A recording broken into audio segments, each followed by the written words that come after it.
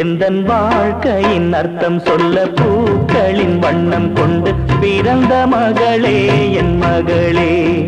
நான் வாழ்ந்தது கொஞ்சம் அந்த வாசத்தில் வந்துதித்து உயிரில் கலந்தா என் உயிரே. உன் பூவிழி குறுநகை அதில் ஆயிரம் கவிதையே. எந்தன் வாழ்க்கையின் அர்த்தம் சொல்ல பூக்களின் வண்ணம் கொண்டு பிறந்த மகளே என் மகளே.